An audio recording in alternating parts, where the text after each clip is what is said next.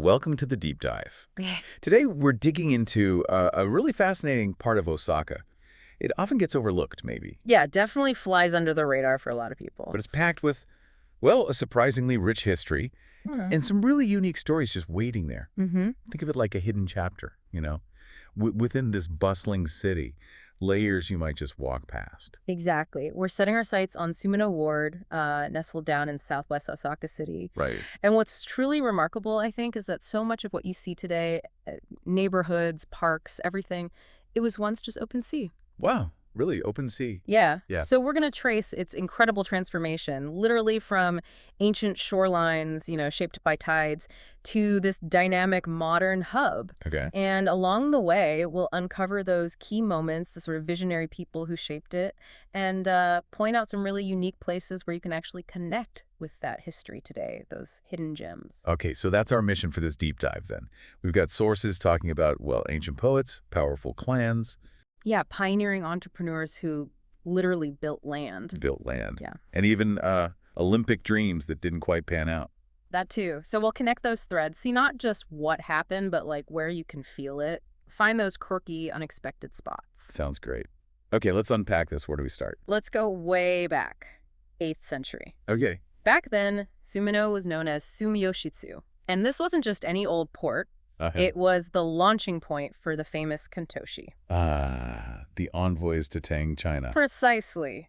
These incredibly important and frankly dangerous voyages, bringing back culture, tech, ideas that really shaped early Japan. Imagine those big wooden ships setting off from right here. That's amazing to picture. And what's really fascinating is how deep that history runs. You can still feel it. How so? Well, there's the ancient poet Yamabe Akihito. He wrote about it in the Maniyoshu, Japan's oldest poetry collection. Lines like, waves swell on Sumi's shore. Sumi. So Suminoe. Yeah, the old name.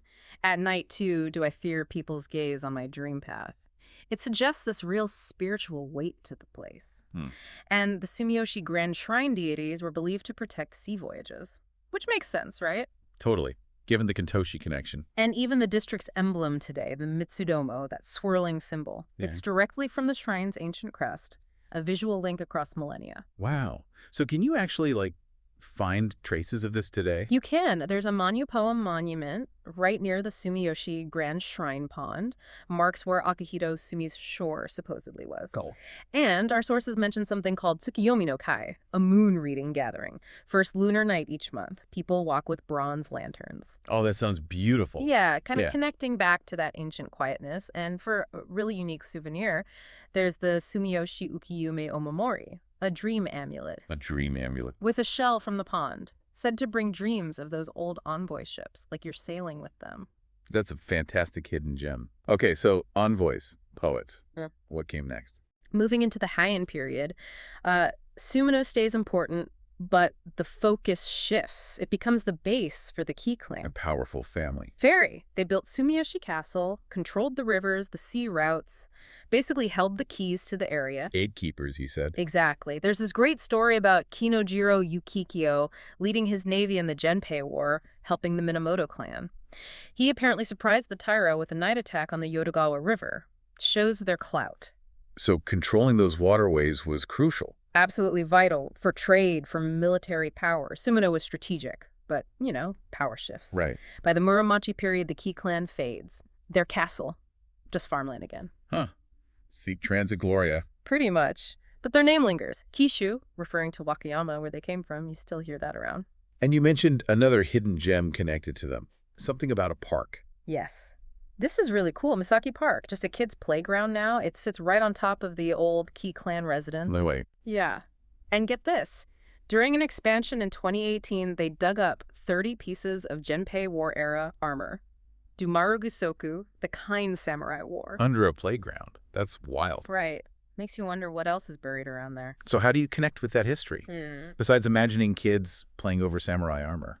Well, our sources point to something really hands-on. Apparently, the district library basement Thursday mornings, there's an armor repair workshop. Seriously, you can work on actual artifacts. Piecing together real iron fragments, yeah. Some even have sword marks. Talk about touching history. Wow. And, for something tastier, near the park, A small shop sells mushamanju, Warrior buns? warrior-shaped buns, red bean paste inside, and each one has a tiny ceramic armor figure. Collect 5, you get a special Ki-Clan Crest Senbei tracker. That's brilliant. A tasty history lesson. Yeah. Okay, so from Warriors 2, who was next in shaping Suminoe? We jump to the Edo period, big transformation time, and it's mostly down to one guy, Kagaya Jinbei. Kagawa Jinbei, okay.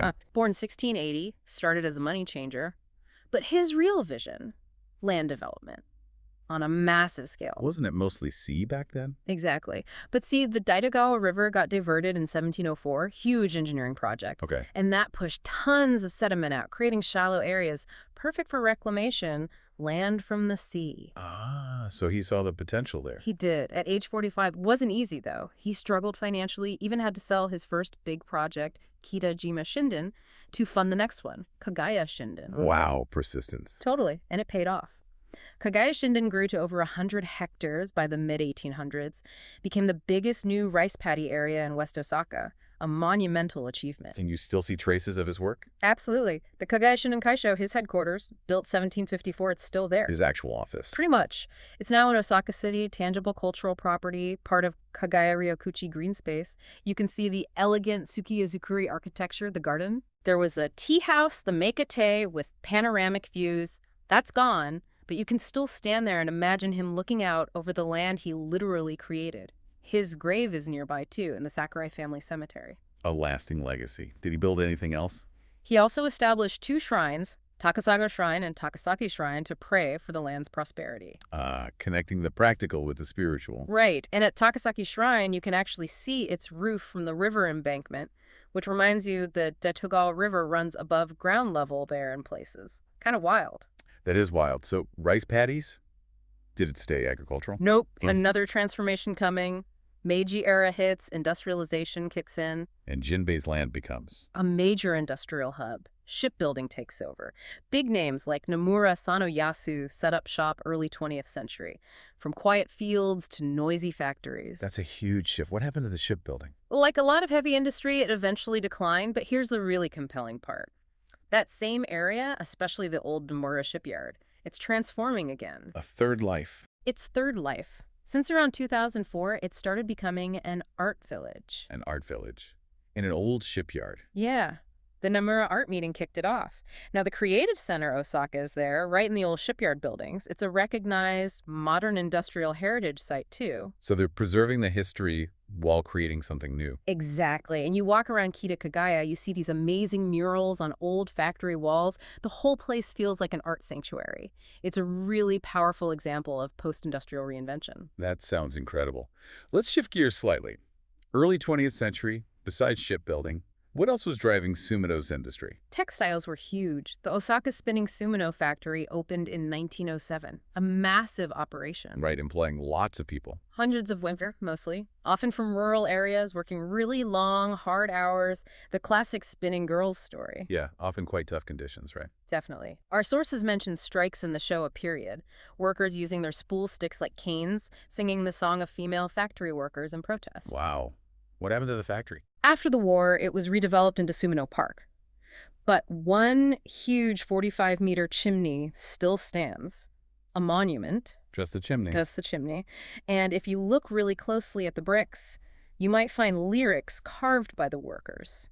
Things like, "Threads cry, machines devour." Chilling. A message straight from the past. It really is a reminder of the human cost behind the industrial boom. Is there a way to experience that history now besides looking at the chimney? There's something pretty unique. At the base of the chimney, there's apparently a listening iron pipe. A listening pipe. Yeah, you press your ear to it and you can hear the simulated roar of the old spinning machines, like ghosts in the machine. That's haunting and kind of amazing. And to get this for a photo op, the park office apparently secretly rents out Taisho Jagakuso outfits. The indigo hakama and red scarves the factory girls wore. Exactly. So you can literally step back in time for a photo in the chimney's shadow.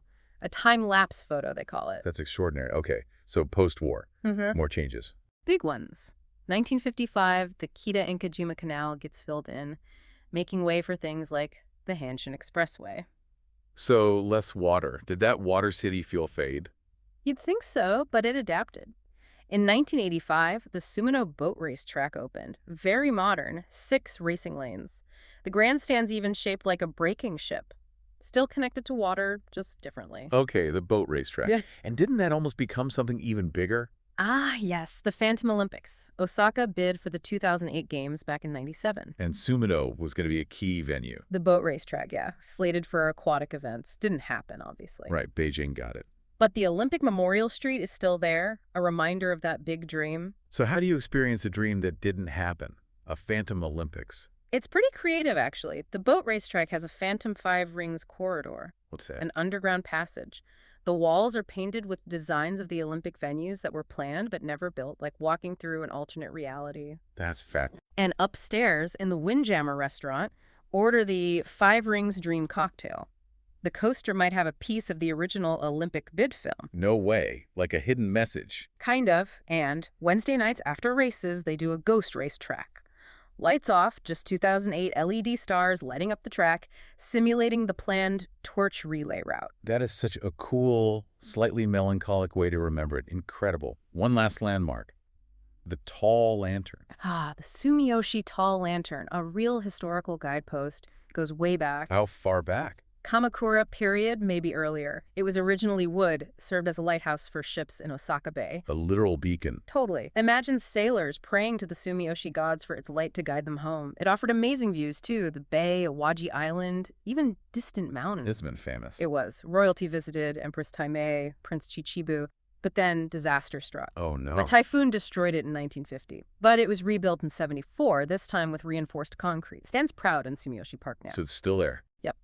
And it's a historical museum now. You can go inside, learn about its past.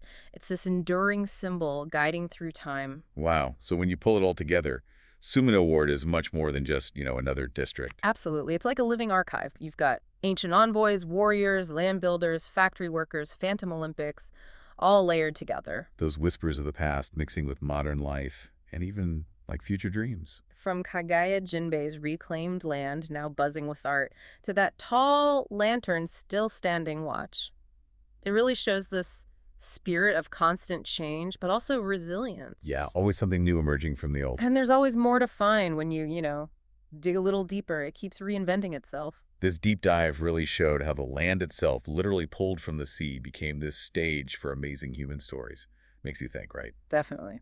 What other hidden stories are out there in places we just pass by every day? Maybe it's time for everyone to lace up their shoes and go on their own time treasure hunt in Suminoe. Couldn't agree more. There's so much to discover.